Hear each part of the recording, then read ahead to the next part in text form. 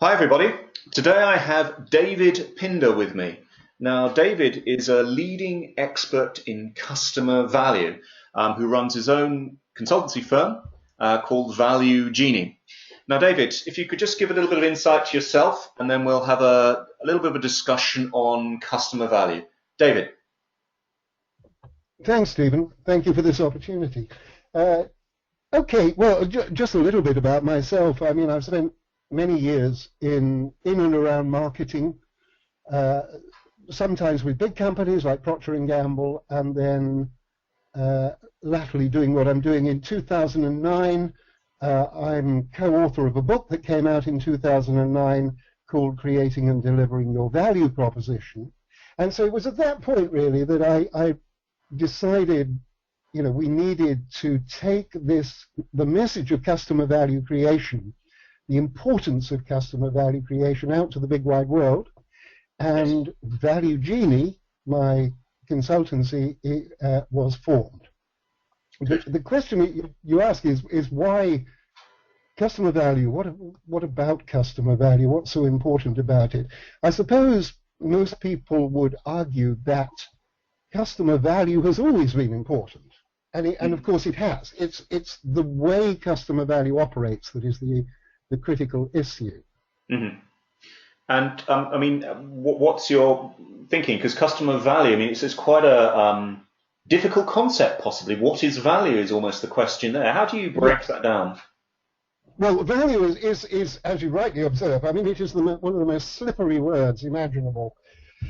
And, it's like beauty. Yes. Value is in the eye or the mind of the beholder. The old expression, one man's meat is another man's poison, sort of captures the idea. So value is, as I say, slippery. It's like trying to nail jelly to a wall very often. But it gets more complicated than that, because you have to consider where the value is vested, where you measure value. And this is the crucial point at the moment. Yes. I often cause certain alarm with people by starting to talk about Aristotle.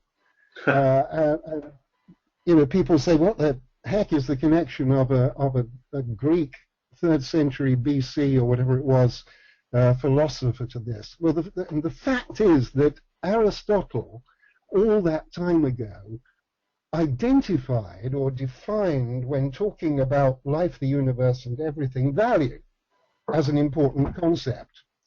And he, to the best of my knowledge, was the first who clearly articulated the fact that there are two ways you can look at value. One is purely in a sense of exchange. Yes. The idea that you create a product or a service and you then tell the world, this product or service that I created is worth X. Mm-hmm.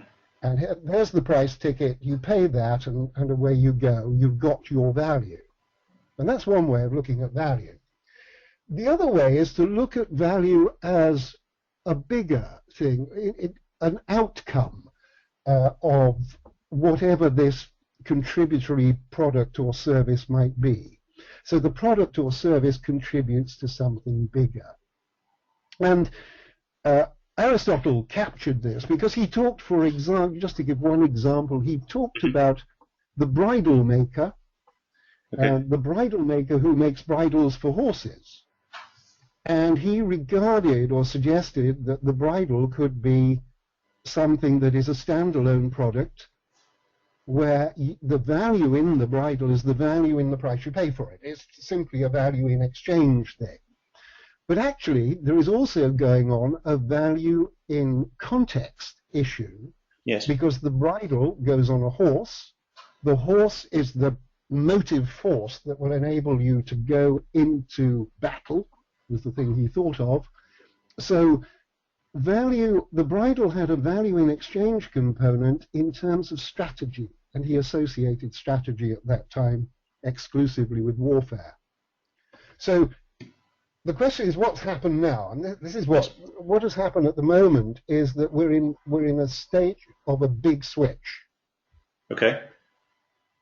We've gone back when the Industrial Revolution came about, and even when a little bit before that, in sort of 1776, when Adam Smith published Wealth of Nations, people were talking about and thinking about the making and issue of products. And this gave rise to an Industrial Revolution model which continued right up until pretty much the end of the 20th century, where the business of business was to try to identify products or services that a manufacturer or producer thought they could sell, and then try to flog as many of these things as they could to those people using, what we regard as 20th century marketing communication channels. And you had to do that because scalability depended upon economies of scale. Yes. So you had to be able, I'm going to make this thing, and I've got to sell as many as I possibly can because that's the way I survive. That's the value in exchange principle. But actually, with alarmingly precise timing, that model actually kind of fell over stone dead at the end of the 20th century. So the millennium marked a big change. And it happened because of all the technological development, all of the interconnectivity, all of the virtual connections that began to be put in place. The internet, obviously, as the basic structure that underpinned that.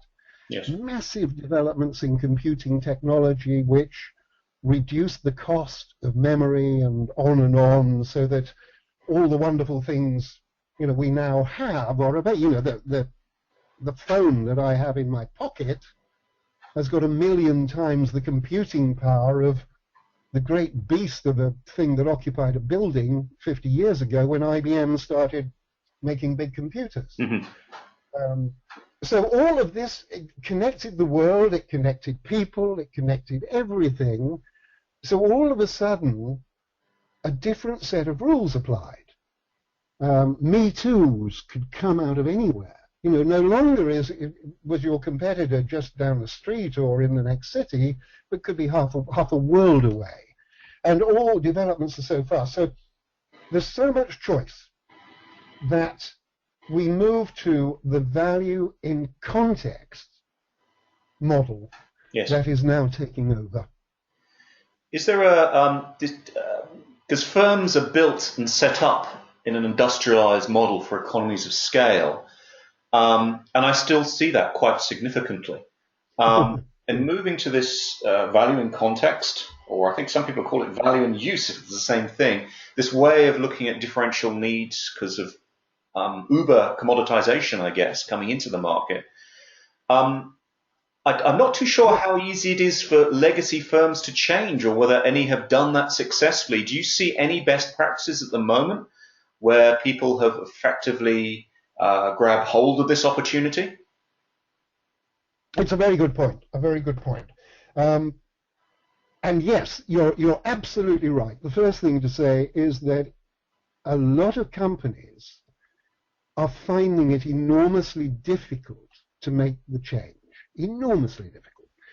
They are so embedded, if you like, their thinking, their mindset is so based on the value in exchange model that they find it very hard even to imagine the value in use.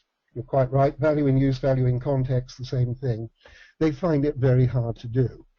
Now, the interesting thing is that one of the big things that is happening to enable this, the first evidence of value in use, value in context coming into play was arguably the development of the big platforms and ecosystems that started to come up probably in the last 10 years of the last century and then accelerated rapidly into now. So if we look at the platforms that have been provided by people like Amazon, Apple, Google, these big players who intuitively, instinctively saw the opportunities and went for it, yes, they've actually provided platforms that a lot of people are now able to leverage value in exchange offerings through them. If you think about it, you talked in your question there, I'm not sure that it was you used the word Uber. I mean, Uber is an interesting example in that, here we have the arrival of one of umpteen and a growing number of firms where they don't actually make anything that they do. They really are providing the platform upon which other people can operate and indeed make a very good living. So if you look at Uber and Airbnb and things like that, these are examples of the way that value in exchange is becoming more normal. Yes. But you still need those people who can industrialize and scale, who provide the base, even if it's commoditized, platform for others to ride on top. Surely they're not going to go out of business. Are they going to contract? Are they going to make less money? What do you see happening to the people focused on the product economy of scale, value in exchange model? Well, I think the important thing here is that what we do know is that let's take a simple product. One with which I'm familiar, because I started my life with Procter & Gamble in the world of soap powders and detergents. Yes. And here we have a situation where you make a series of branded products that are offered to all and sundry, really.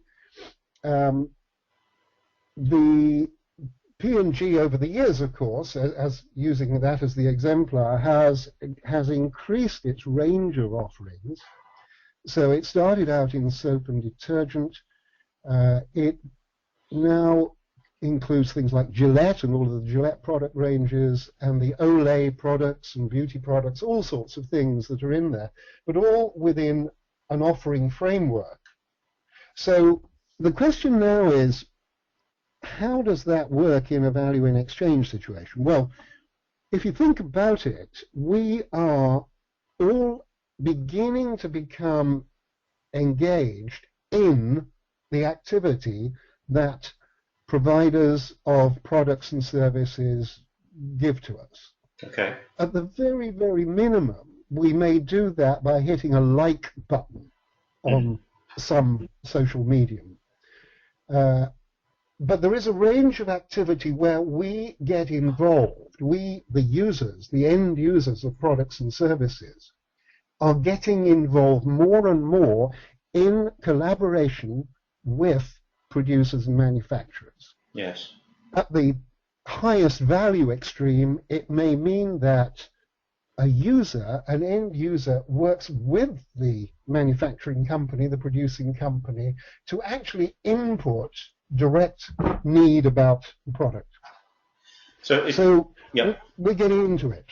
So it's more about mass customization than mass production. Would that be a fair comment? Well, yes, it is. It is. It starts with mass customization, but it's going on from there. Remember that it's very difficult sometimes to remember that we are actually, although we've seen, certainly somebody of my age has seen miracles. I mean, the tablet and the phone that I cart around were things that, only a few years ago I saw on Star Trek, kind of thing, and I thought were miraculous. Yes. But the fact is, we're only at the doorway of this era.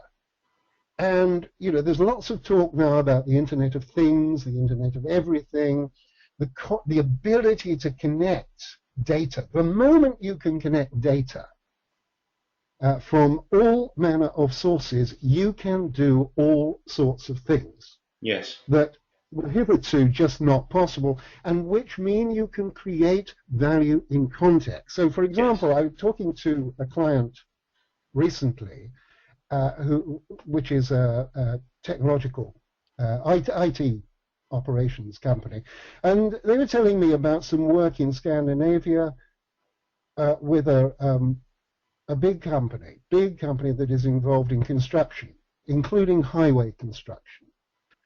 Now, if you put a highway down, a motorway or whatever, then we all know that road surfaces wear out. Yes. But they wear out differentially. They don't wear out evenly. Up until now, it has only been possible to work out when to replace the road surface or mend the road surface when either the potholes, if you like, to put it crudely, are so obvious that you have to do something about it, or on some kind of diary, we do that every 10 years. But now they're embedding sensors in the road that are monitoring the state of the road. So it becomes possible to do precise interventions. Rather than waste money doing 10 kilometers of highway, you say, we only need to do that bit, Yes. or the bits A, B, and C.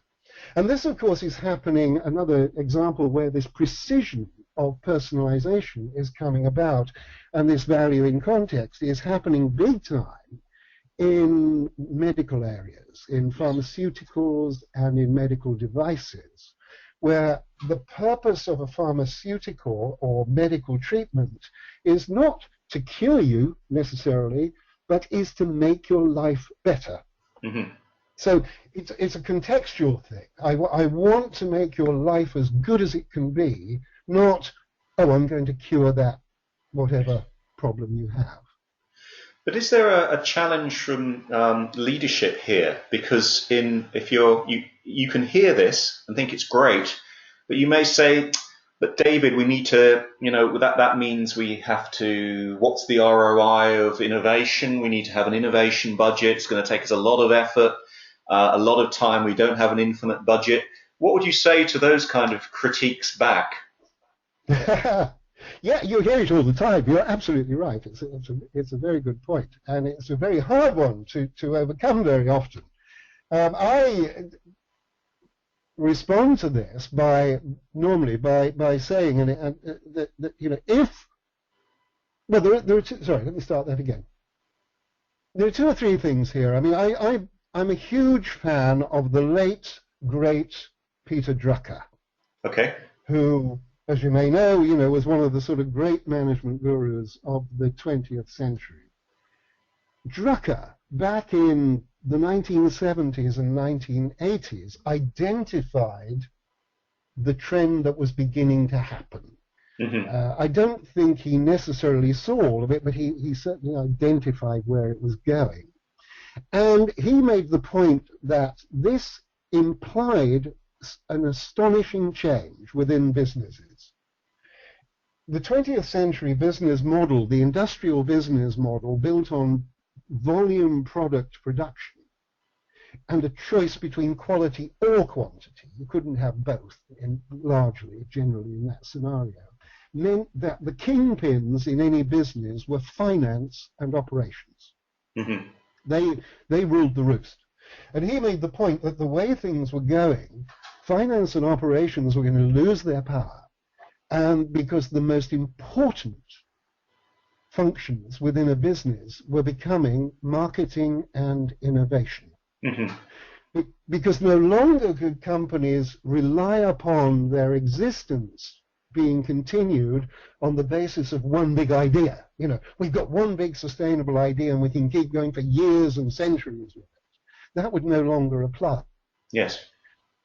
Advantages would be, and are now, under continual pressure. So there is a constant requirement for innovation. So if you're going to do that, you need to change your thinking. So take, for example, to give you one example, a hot water boiler manufacturer, yeah?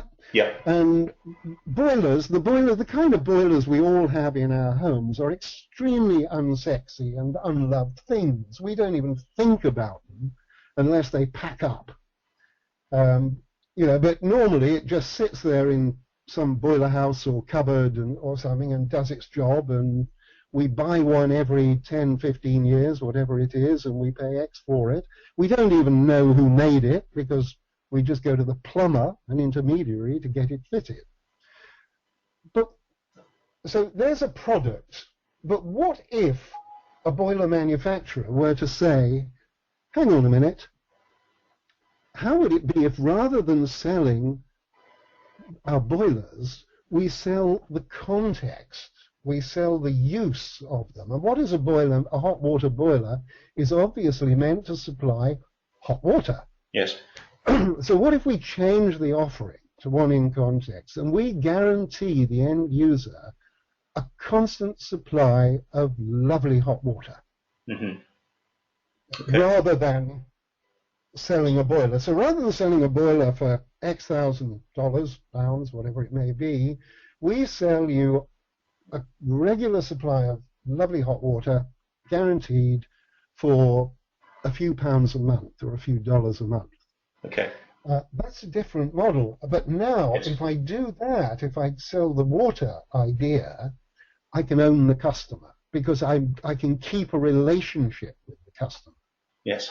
I can sell other things. I can build a superstructure around that. So off the back of actually providing a hot water heater, I'm able to sell, I don't know, fluffy towels or all sorts of things that are really quite nice to do with the context of the provision of hot water. Yes.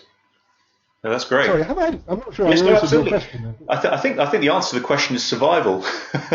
I think with the way I'm feeling is that with the technology changes, the Internet of Things coming in, or the Internet of Everything, that if you just think OPEX reduction and just think let's industrial and scale what we have rather than mass customize it, I guess you're reaching a situation where you're going down the commoditization route with ultimately reduced margins, increased competition, who'll grab hold of these opportunities to expand their ecosystem, looking at the value in use side, value in context side. So I think perhaps the simple answer, David, is survival. Would you agree with that? I would, yes. Yeah. Nicely put. You put it better than I did. That's great. But another thing I'd like to talk just very briefly about is customer experience, because it seems to me like perhaps a better way, and I'd be interested in your view on this if I put this to you. Oftentimes people have thought customer experience first, throw any experience out there. Perhaps a better way to look at it is think customer value first, that value in context paradigm first, and then consider the experiences that can relate to. Because I think maybe this concept of delivering an experience without a view of is that meaningful to the customer has kind of taken hold in the customer experience market too much. To give you an example, I don't know, there are some silly examples like Morrison's, for instance, recently produced an experience of dry ice over the vegetables because it was an experience. Now, without considering what may be an experience, but is it a valuable experience? Is it an isolated experience that needs greater context? Or examples of there's one company that I'll remain nameless that used to think, well, we fix cars on the motorway when they go wrong. We indulge in car repair. If a customer wants to be driven home, we'll personally drive them home, which of course costs an enormous amount of money because of that experience first thought, rather than is it of value and generates effective value to the customer first. So I'm thinking along the lines, David, and I'd be interested in your view, that perhaps the customer experience movement should first of all answer the question, what is the value to the customer here, then wrap the experience around it and understand in depth what value means in terms of that value in context superstructure, as you call it. I've waffled a bit there, but do you agree, disagree, anything you'd like to add or disagree on that side? Well, I agree wholeheartedly. It bothers me, the customer experience movement. It is in many ways very good, and it's capable of doing an awful lot of good. But unless it is rooted, first and foremost, in a customer value outcome, I think very often it's misleading and potentially dangerous. Yes. It would be invidious to name names, except to say that in certain financial services companies, I have seen them do substantial things to improve. They would say they've improved the customer experience by looking at the different touch points and doing nice things and tweaky things to make it easier, better, smoother, more personal, so on and so forth. But where they're taking the customer with these nicer experiences isn't necessarily a good place. Yes. It can be a place which is actually, we talk here, I use the example, one other way to look at the way the world has changed from the industrial era to the present era is from an inside-out view of the world. Mm-hmm. Industrial era companies peered out of their lovely ivory towers and they looked at what they could do to people and how they could sell this necessary quantity, whatever it was, because the economies of scale demanded it. That was an inside-out view. We've now moved to the need for an outside-in view. You need to go talk to your customers, understand the customer's needs, their wants, their aspirations, and then tailor it back in, and obviously doing it in a way that is profitable, because there's no point in running a business that ain't going to be profitable. You're not going to be around very long. But, that is the approach. So the end use value point must be the starter. Then, by all means, do wonderful things to make the experience as lovely as you can all the way down the line. Cool. Now, my final question, David, is a difficult one, but I know this is going to happen, because the audience listening, customer experience directors or whoever they may be, may say, great, now I go back to my stakeholders and they'll say, how do we measure customer value? How do we measure customer value? Well, there are a whole range of ways to do it, and they're growing. Okay. Fortunately, measuring customer value. We go back in a way to a point I mentioned earlier, which is about involving your customers with you, treating your customers as partners internally within the business, collaborators, rather than as people that you try to flog stuff to. So if you've got those people involved in some way or other, either from the extremely high value input of working with a customer or customers to develop and innovate new products or new product developments based on those customer specific personal needs and applications, right down to the simply hitting a like button or posting a bit of information, about something. So, for example, there has been huge success by one of the big brand earth movers, diggers, the massive machinery that you have on building sites and what have you. They have a website where clients are invited to contribute their thoughts and comments about the use of the machinery. The company started the thing up, but has long since handed it over to customers. Mm-hmm. Customers now answer the problems, the questions that other customers raise. So one client will come on and say, we're having trouble with, the Wombat Mark III digger unit in clay soil or something. Another client will come on and say, we've dealt with that, here's how you do it. And along the way, of course, what is coming from this and from this forum that builds up is all the information that this manufacturing company needs to help it do targeted innovation. Yes, cool. It can use that. So data is becoming the stuff of the innovation. Now, where do you connect this with ROI? I mean, I think you're looking at a range of ways to do it. One way we do it, in Value Genie actually is we've done some remarkable what we call value models. Yes. Where you build an Excel-based, usually can be quite complicated piece of work to look at an outcome and to track that back in terms of the savings. So, for example, one client involved in the monitoring and checking of, sorry, I'll start that again. Okay. In utilities, in the United Kingdom alone, there are 5 million kilometers of pipes and cables and heaven knows what under our feet. There need to be millions, literally, of interventions every year to mend them, to mend water pipes that leak, gas leaks, replace stuff, electricity cables, fiber optic cables delivering telecoms and what have you.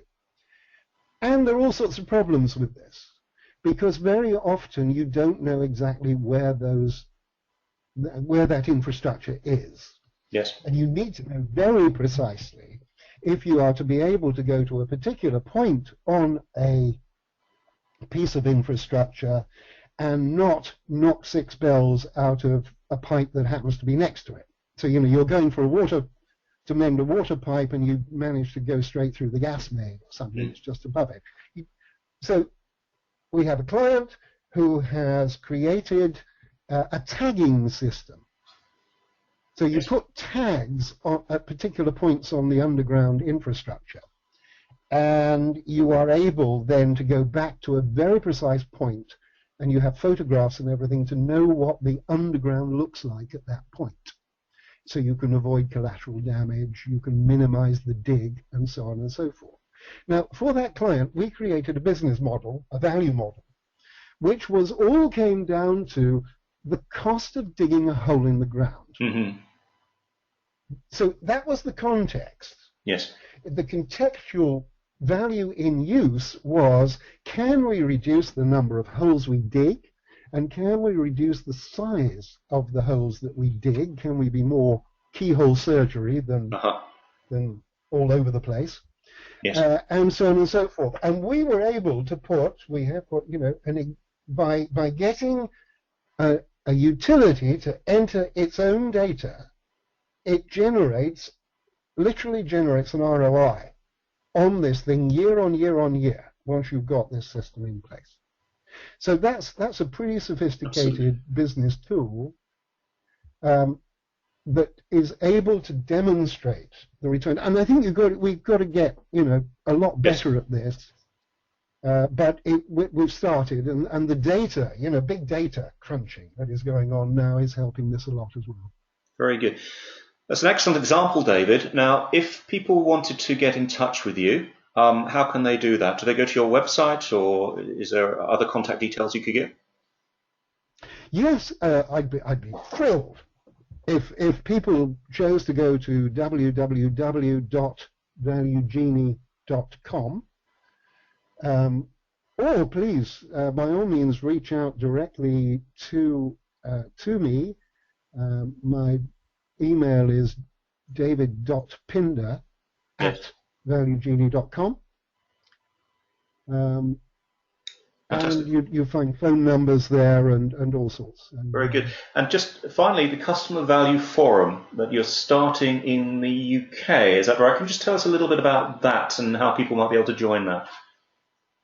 Yeah, this is interesting because the customer value creation movement has been slow in coming, but is picking up speed, I think. And one of the things that we have done has been to form a non-profit association, actually formed in the United States, called Customer Value Creation International.